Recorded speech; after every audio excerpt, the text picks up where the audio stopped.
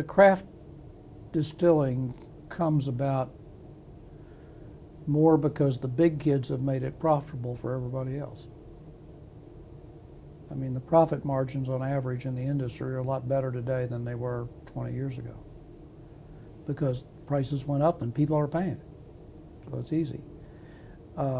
There's no rule that bourbons can only be made in the state of Kentucky, and most people don't quite realize that, but it's obvious, it's very true. There are bourbons being made in a number of other states, and yes, there'll be more and more. There will be more, as long as that enamor with bourbon sticks around. I think the issue is, you know, what percentage can they get? And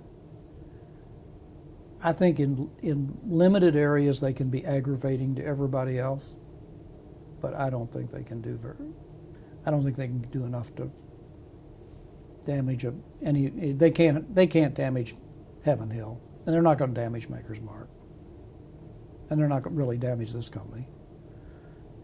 And I'm not trying to omit anybody, but the big kids, they're not going to hurt anybody.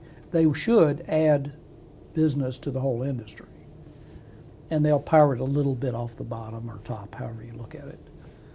But yeah, I think you'll see it more because there's a very profitable market out there now.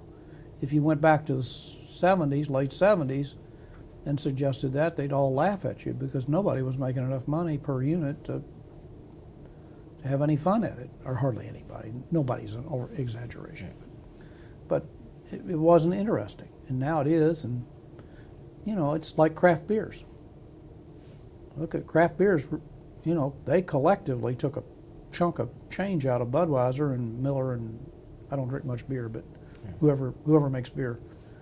And they took about 5%, as near as I can tell. Now 5% you wouldn't like to lose, but it's not like losing 45%.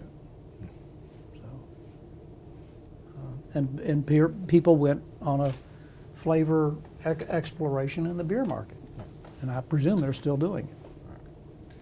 So there'll be, I mean, you'll see more flavored bourbons coming along now. I think somebody told me the other day that Jim Beam has one out that's cinnamon flavored. I don't even know the name, but it's really doing well.